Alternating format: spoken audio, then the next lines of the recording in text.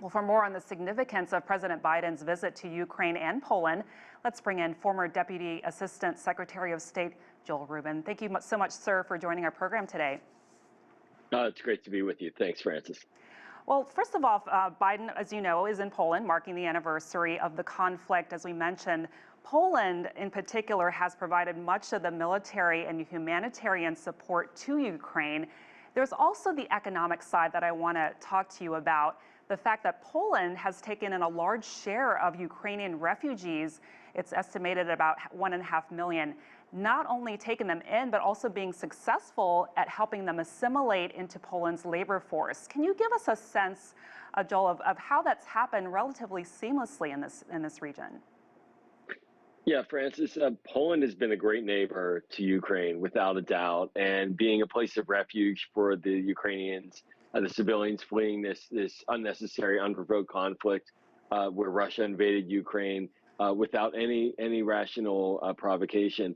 This is a wonderful sign of neighborliness. Poland is capable of absorbing these refugees clearly, and clearly now they're adding brain power into Poland, and they're adding muscle. And the Polish economy, as you said, has absorbed them. There's been a significant amount as well of international aid to house and take care of the refugees as well. A large component of American aid and assistance to Ukraine overall includes assistance to neighboring countries like Poland. So it's a success. Oftentimes, war zones, one can see destabilization of the neighbors, and certainly Vladimir Putin, I don't think, had a problem with destabilizing the neighbors of Ukraine, but that hasn't taken place, and it's a really positive development. If I could discuss more, Joel, about how this has helped the Polish economy more. Here are just a few numbers I want to share with you. The Polish Institute of Economy estimates that Ukrainians registered, this is really incredible, 20,000 companies just last year. And the head of the Polish Development Fund believes tax revenue from those refugees will top 230 million euros. That's about 245 million US dollars. What's your take on these numbers? Are you surprised by them and the refugees' overall contributions to the economy? You know, they're surprising only in the sense that the concept of refugees has gotten such a bad rap, frankly, in recent years. Here in the United States, as an example, when we have immigrants coming from Mexico and over the border, they're being attacked nonstop by many politicians, but they do add value to the American economy in droves. And so it's not really surprising substantively. What's nice to see is that there's an actual message coming out about the value of adding people into an economy and treating them with dignity and giving them an opportunity to flourish where they are, understanding that that's not just the humane thing to do, but also it can be in one's self-interest. And clearly Poland is gaining some direct benefits from this as well. Not a surprise, but definitely something that needs to be reported on more.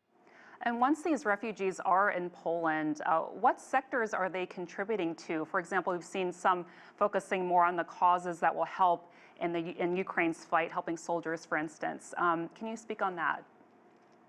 Yeah, you know, the Polish economy is slowly integrating into the rest of Europe, and the skills and the knowledge of the Polish people that are in Ukraine are dovetailing with that.